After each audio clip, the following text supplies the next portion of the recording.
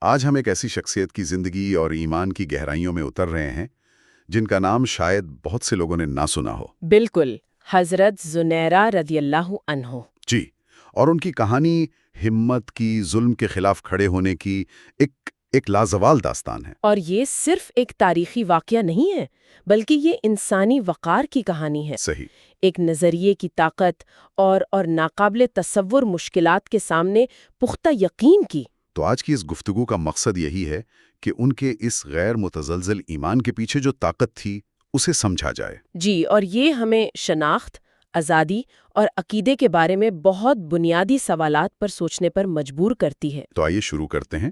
اسلام کا پیغام سننے سے پہلے حضرت زنیرہ کون تھیں؟ دیکھیں، ہمارے ماخذ کے مطابق وہ مکہ کی ایک کنیز تھیں۔ اور کس کی؟ قبیلہ مخزوم کے سردار ابو جہل کی۔ یعنی پیغمبر اسلام کے سب سے بڑے دشمنوں میں سے ایک کے گھر میں۔ جی بالکل، اور وہ رومی تھیں، اور کہا جاتا ہے کہ بہت خوبصورت تھیں۔ ابو جہل نے انہیں کسی ضرورت کے تحت نہیں بلکہ اپنی خواہش کی وجہ سے خریدا تھا۔ اور اس وقت کے سماجی ڈھانچے کو سمجھنا بہت ضروری ہے۔ بہت ضروری ہے۔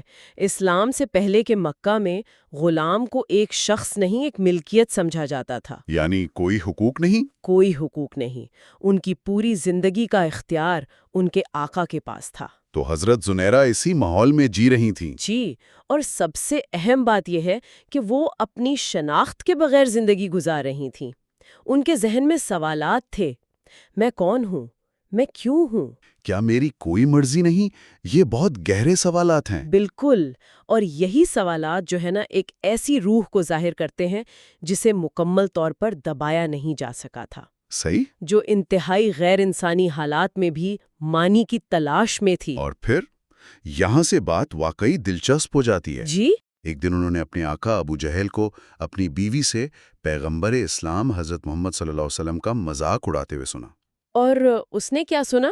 اس نے سنا کہ ایک اللہ ہے، اس کے سوا کوئی عبادت کے لائق نہیں، اور یہ کہ تمام انسان برابر ہیں۔ تمام انسان برابر ہیں۔ آقا اور غلام میں کوئی فرق نہیں۔ یہ الفاظ ان کے لیے کیسے ہوں گے؟ ذرا سوچیں، ابو جہل اور اس کی بیوی کے لیے تو یہ ایک مضحکہ خیز بات تھی جو ان کے سماجی نظام کے لیے خطرہ تھا۔ بالکل۔ لیکن حضرت زنیرہ کے لیے یہ ان کے ان تمام گہرا سوالات کا جواب تھا جو وہ خود سے کرتی تھیں۔ یعنی یہ ایک دھماکے کی طرح تھا؟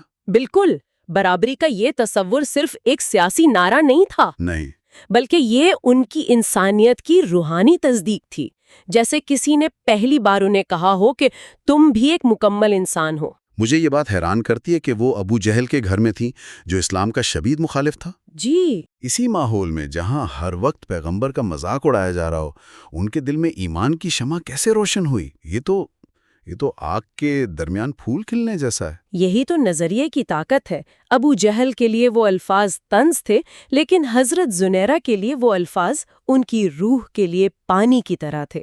صحیح۔ ان کی کھوئی ہوئی شناخت کی بحالی کا اعلان۔ جی۔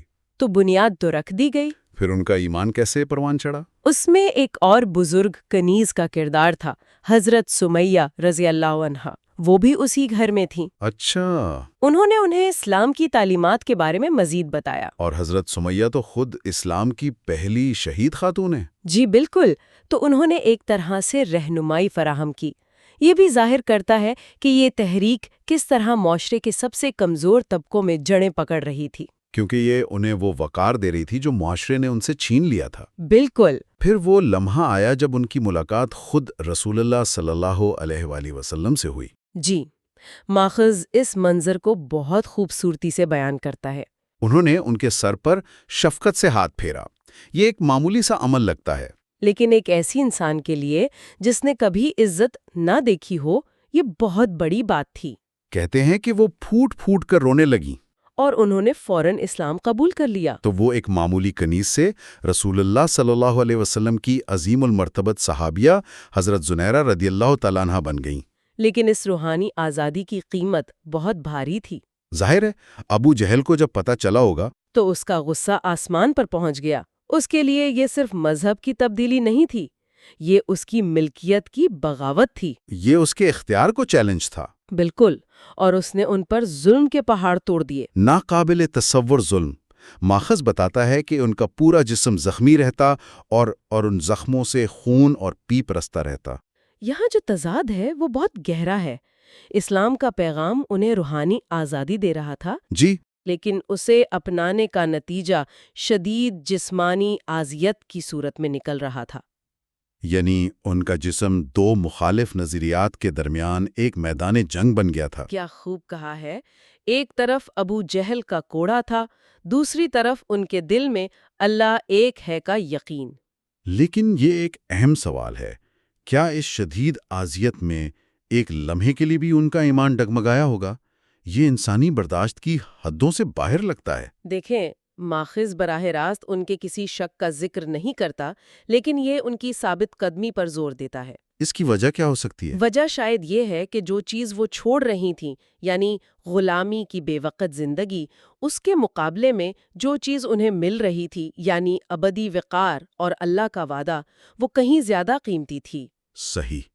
پیچھے ہٹنے کا مطلب واپس اسی اندھیرے میں جانا تھا۔ بالکل، ان کا ایمان ان کی بقا کا ذریعہ بن چکا تھا۔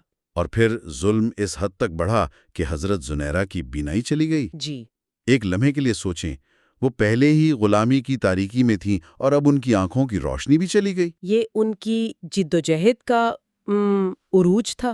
یہ صرف جسمانی حملہ نہیں تھا، یہ ایک نفسیاتی اور روحانی حملہ تھا۔ اور ابو جہل اور دوسرے کافروں نے تانا دینا شروع کر دیا۔ جی، انہوں نے کہا کہ دیکھو، ہمارے بتوں لات اور عزا نے تمہیں اندھا کر دیا ہے۔ یعنی ان کے ایمان کی بنیادوں کو ہلانے کی کوشش کی جا رہی تھی۔ بالکل، ان سے کہا جا رہا تھا کہ تمہارا نیا عقیدہ جھوٹا ہے اور اس کی وجہ سے تم پر عذاب آیا ہے۔ لیکن ان کا جواب وہ تاریخ میں درج ہو گیا۔ جی، انہوں نے پورے یقین کے ساتھ کہا، خدا کی قسم، لات اور عزا تو لکڑی اور پتھر کے بت ہیں۔ وہ نہ نفع دے سکتے ہیں نہ نقصان۔ یہ مصیبت میرے اللہ کی طرف سے ایک امتحان ہے، اور اگر وہ چاہے تو میری بینائی واپس دے سکتا ہے۔ یہ جواب صرف ایک دعا نہیں تھا، یہ ظلم کے سامنے ایک کھلا چیلنج تھا۔ شرک کے پورے نظام کے منہ پر ایک تماچا تھا۔ وہ کہہ رہی تھیں کہ تمہارے سینکڑوں خدا مل کر بھی وہ نہیں کر سکتے جو میرا ایک اللہ کر سکتا ہے۔ اور پھر معجزہ ہوا۔ جی، اگلے دن جب وہ سو کر اٹھیں تو ان کی بینائی نہ صرف واپس آ چکی تھی بلکہ ماخذ کے مطابق پہلے سے بھی زیادہ تیز ہو گئی تھی۔ اس کا اثر کیا ہوا ہوگا؟ یہ تو ابو جہل اور باقی سب کے لیے ایک بہت بڑی عوامی شکست تھی۔ بالکل، یہ ان کے ایمان کی ایک عوامی تصدیق بن گئی۔ اس نے ان کے ظالم آقا کو ذلیل کر دیا۔ اور اس واقعے نے طاقت کا توازن بدل دیا۔ جی، اب ابو جہل انہیں اپنے پاس رکھ کر مزید شرمندگی نہیں اٹھانا چاہتا تھا۔ اور اسی دوران حضرت ابوبکر صدیق رضی اللہ تعالیٰ عنہ، جو اس وقت بہت سے مسلمان غلاموں کو خرید کر آزاد کر رہے تھے، انہوں نے ابو جہل سے رابطہ کیا۔ شرمندہ ہو کر ابو جہل 10 گنا زیادہ قیمت پر انہیں فروخت کرنے پر راضی ہو گیا۔ اور حضرت ابوبکر صدیق نے انہیں خرید کر آزاد کر دیا۔ جی، ان کی آزادی صرف ایک فرد کی رہائی نہیں تھی، یہ ایک اعلان تھا کہ نئے اسلامی معاشرے میں انسان کی قدر اس کی پیدائش یا سماجی حیثیت سے نہیں بلکہ اس کے ایمان اور کردار سے ہے۔ صحیح۔ اور اسی قدر اور شناخت کا ایک اور دلچسپ پہلو ہمارا ماخوذ ان کے نام کے حوالے سے بتاتا ہے۔ جی، اور یہ ناموں کا فلسفہ سیدھا حضرت زنیرہ کی اپنی جدوجہد سے جڑتا ہے۔ اچھا، وہ کیسے؟ دیکھیں، ہمارے ماخذ کے مطابق زنیرہ نام کے کچھ ممکنہ معنی بتائے گئے ہیں۔ جیسے؟ ایک تو یہ کہ گھاس میں رہنے والی چھوٹی مکھی، یا پھر زنار۔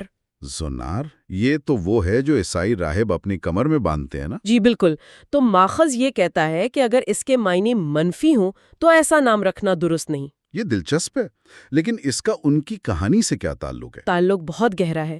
وہ ایک ایسی خاتون تھیں جن کی کوئی شناخت نہیں تھی، کوئی پہچان نہیں تھی۔ صحیح۔ اسلام نے نہ صرف انہیں روحانی آزادی دی بلکہ یہ اصول بھی دیا کہ ہر انسان کا نام بھی بامعنی اور محترم ہونا چاہیے۔ ماخوذ ہمیں بتاتا ہے کہ رسول اللہ صلی اللہ علیہ وسلم نے اکثر منفی معنی والے ناموں کو مثبت ناموں سے بدل دیا۔ جی، مثال کے طور پر ایک شخص کا نام اسرم تھا، جس کا مطلب ہے کاٹنے والا۔ آپ نے اسے بدل کر ذریعہ رکھ دیا، یعنی کھیتی بونے والا۔ واہ، یہ تو شخصیت کو ایک نئی سمت دینے جیسا ہے۔ بالکل۔ ایک اور مثال ہے آسیہ، یعنی گناہگار، جسے آپ نے بدل کر جمیلہ یعنی خوبصورت رکھ دیا۔ تو یہ محض نام بدلنا نہیں، یہ پوری شناخت کو عزت دینے کا عمل ہے۔ جی، یہ اس بات کا اعلان ہے کہ تم وہ نہیں ہو یہ دنیا تمہیں کہتی ہے، بلکہ تم وہ ہو جو تم بن سکتے ہو۔ اور حضرت زنیرہ کی کہانی بھی تو یہی ہے۔ بالکل یہی ہے۔ دنیا نے انہیں ایک بے نام غلام کہا، لیکن ان کے ایمان نے انہیں ایک ایسی شناخت دی جو آج 1400 سال بعد بھی ہمارے لیے مشعل رہا ہے۔ تو ہم نے حضرت زنیرہ رضی اللہ عنہا کے ناقابل یقین سفر کو دیکھا۔ جی، ایک بے نام غلام جو اپنے وجود پر سوال اٹھاتی تھی سے لے کر غیر متزلزل ایمان کی ایک ایسی علامت بننے تک جن کے یقین کی تصدیق ایک معجزے نے کی۔ ان کی کہانی یہ بتاتی ہے کہ ایمان صرف ایک عقیدہ نہیں ہے۔ نہیں، بلکہ یہ ظلم کے خلاف شناخت، وقار اور طاقت کا ایک گہرا احساس فراہم کر سکتا ہے۔ اور یہ ہمارے لیے غور و فکر کے لیے ایک اہم نقطہ چھوڑ جاتا ہے۔ جی، یہ کہانی ہمیں بتاتی ہے کہ حقیقی طاقت